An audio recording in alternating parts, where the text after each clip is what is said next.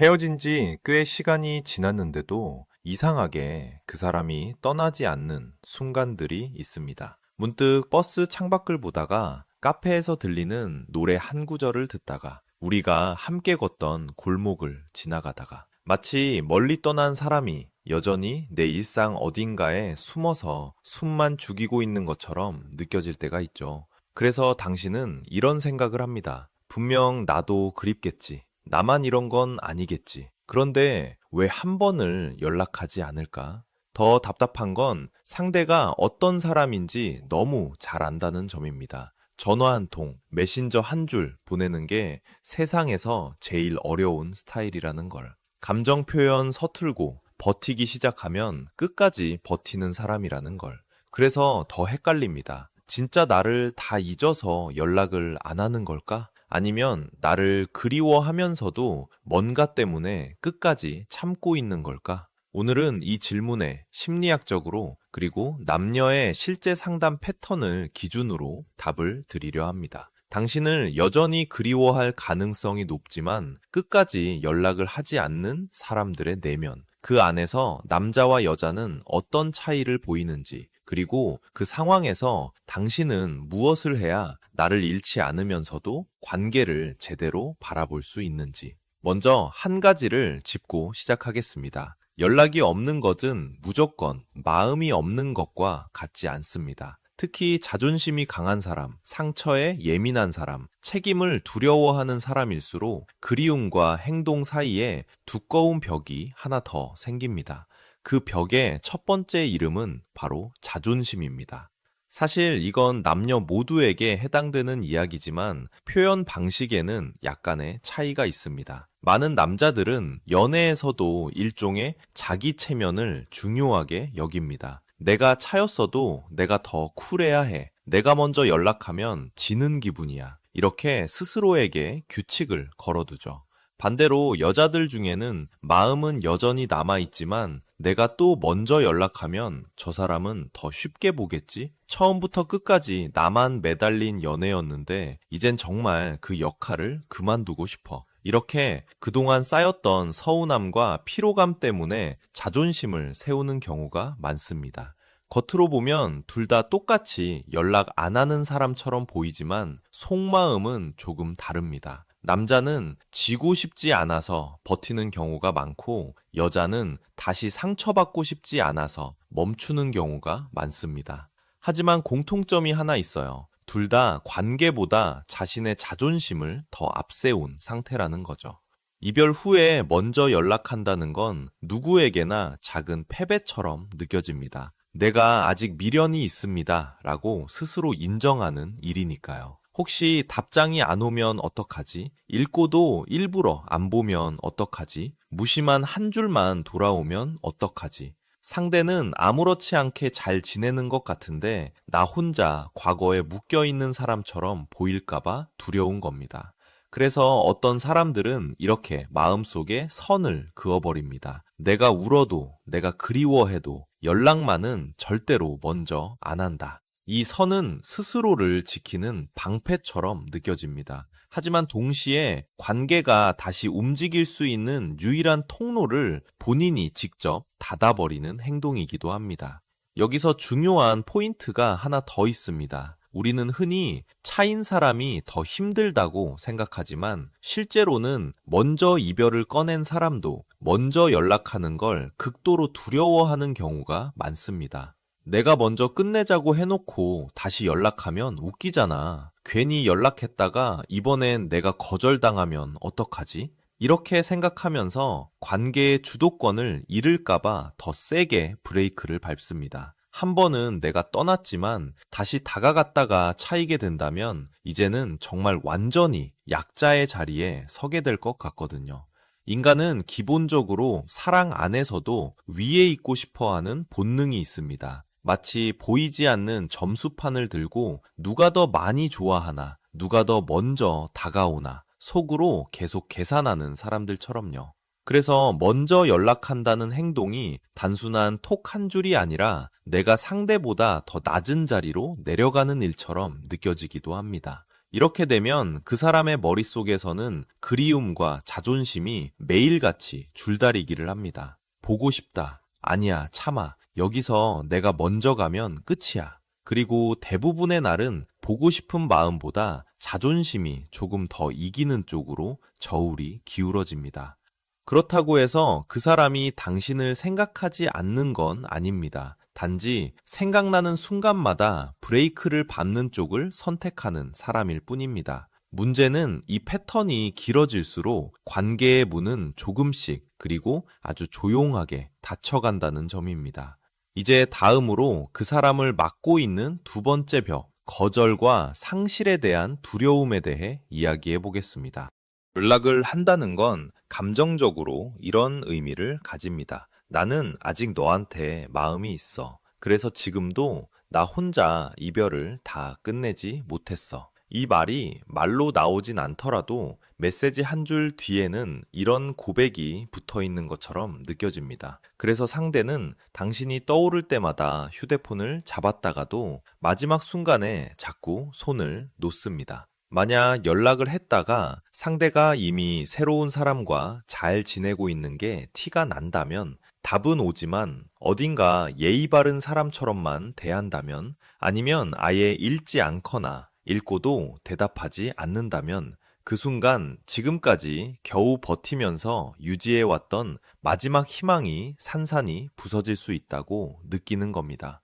그래서 차라리 이렇게 생각합니다. 연락만 안 하면 완전히 끝난 건 아니야. 언젠가 서로 마음이 좀 괜찮아졌을 때 자연스럽게 다시 연락 올 수도 있겠지? 이건 일종의 심리적 안전지대입니다. 현실이 어떨지 확인하지 않는 대신 머릿속에서만 적당한 가능성을 만들어 놓고 그 안에 스스로를 숨겨두는 거죠. 마치 시험 결과가 나왔는데 성적표를 열어보지 않는 것과 비슷합니다. 혹시나 성적이 너무 낮을까봐 차라리 모르고 있는 쪽이 덜 아플 것 같아서 확인 자체를 미루는 것처럼요. 연애에서도 똑같은 일이 일어납니다. 혹시 이미 나를 정리했으면 어떡하지? 내가 메시지 보냈다가 무시당하면 어떡하지? 이 두려움이 너무 커지면 보고 싶은 마음은 뒤로 밀리고 상처받지 않는 선택, 그러니까 아무것도 하지 않는 선택이 점점 더 안전한 것처럼 느껴집니다. 여기까지가 두 번째 벽, 거절과 상실에 대한 두려움입니다. 그리고 그 다음에 나타나는 세 번째 벽이 있습니다. 바로 자기 합리화입니다. 연락을 하지 않으면서도 마음이 완전히 정리된 건 아닙니다. 그래서 사람은 그 공백을 채우기 위해 머릿속에서 여러 가지 이야기를 만들어냅니다. 내가 먼저 연락하면 저 사람은 날 더 우습게 볼 거야. 연락 안 하고 버티면 결국 나를 궁금해하게 될 거야. 지금은 타이밍이 아니야. 조금만 더 기다려보는 게 맞아. 이런 생각들은 얼핏 들으면 전략처럼 보이고 자존심을 지키는 것처럼 느껴집니다. 하지만 깊이 들여다보면 움직이지 않아도 되는 명분을 쌓는 과정에 가깝습니다.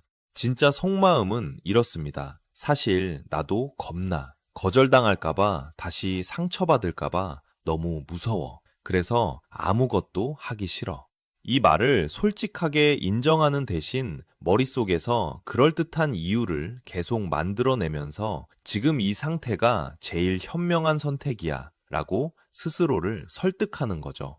남자든 여자든 감정이 많이 섞인 상태에서는 사소한 디테일 하나에도 과도한 의미를 부여합니다. 내가 먼저 메시지 보내면 이 관계에서 내가 더 많이 좋아하는 사람으로 찍히는 거잖아. 내가 침묵하면 저 사람도 나를 잊지 못하고 있을 거야.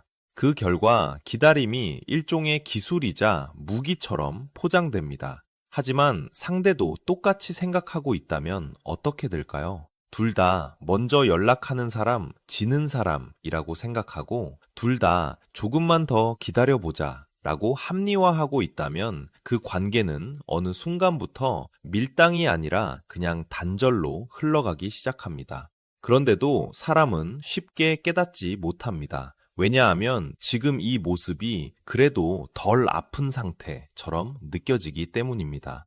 여기에 네 번째 벽, 혼란이 겹쳐지면 상황은 더 복잡해집니다. 보고 싶긴 한데 다시 만나도 잘 될까? 또 같은 문제로 싸우면 어떡하지? 지금 연락하면 우리가 뭐가 달라졌지? 전 연인을 떠올릴 때 좋았던 기억과 나빴던 기억이 동시에 떠오릅니다. 보고 싶은 장면과 다시는 돌아가고 싶지 않은 장면이 한꺼번에 올라옵니다.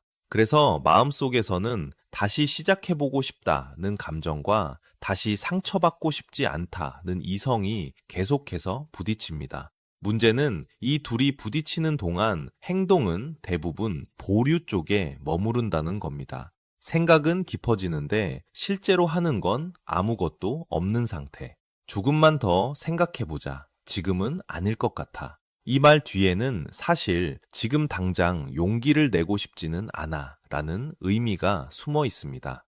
이렇게 자존심, 두려움, 자기 합리화, 혼란이 켜켜이 쌓이면 결국 한 사람은 당신을 그리워하면서도 끝까지 연락을 하지 않는 사람이 됩니다.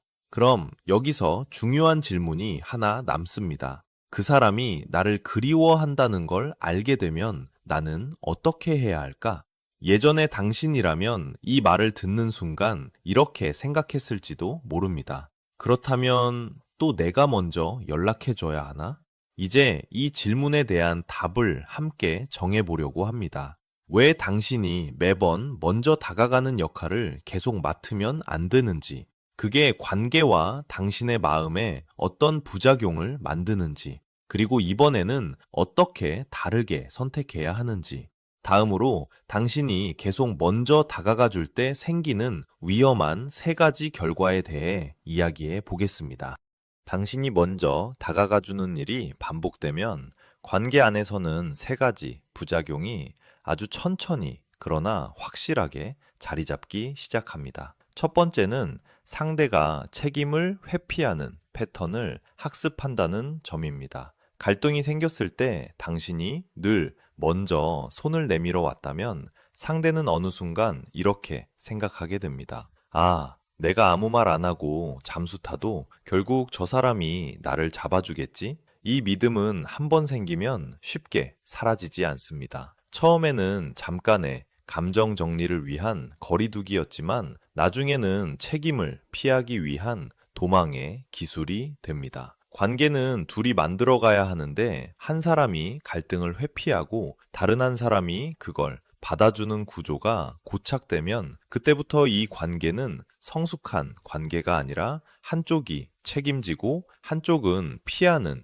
불균형한 관계가 됩니다. 그리고 인간은 원래 편한 쪽으로 흐르기 쉽습니다. 당신이 계속 먼저 해결해 준다면 상대는 굳이 바뀌어야 할 이유를 느끼지 못합니다.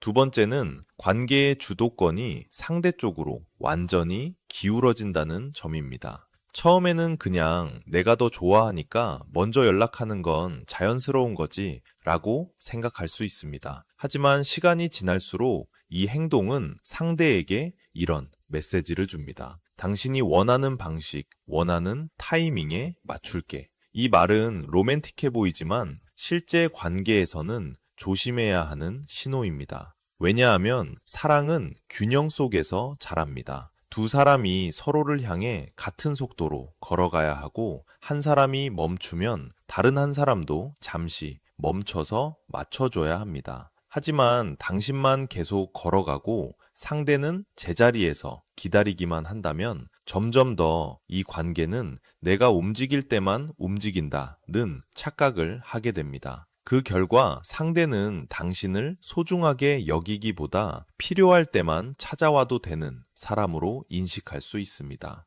세 번째는 당신의 감정 소모가 폭발적으로 증가한다는 점입니다. 먼저 연락을 보내고 답장을 기다리고 상대의 사소한 말투 하나, 이모티콘 하나에도 마음이 들썩였다가 가라앉는 일을 반복합니다. 자존감은 이런 과정을 가장 싫어합니다. 그리고 이런 구조가 누적되면 어느 순간 이런 생각이 들기 시작합니다. 나는 왜 늘 이렇게 애써야 하지? 왜 나만 노력하고 있지? 그런데도 익숙함과 미련 때문에 또다시 당신은 결심합니다. 이번만은 그냥 내가 먼저 해보자. 그렇게 당신의 감정은 또 한 번 소모되고 당신의 자존감은 또 한 번 낮아집니다. 사랑으로 시작된 행동이지만 결국엔 자신을 잃어가는 과정이 되어버리는 겁니다. 이 세 가지 패턴은 짧은 관계에서는 금방 티가 나지 않지만 길어질수록 깊게 박히고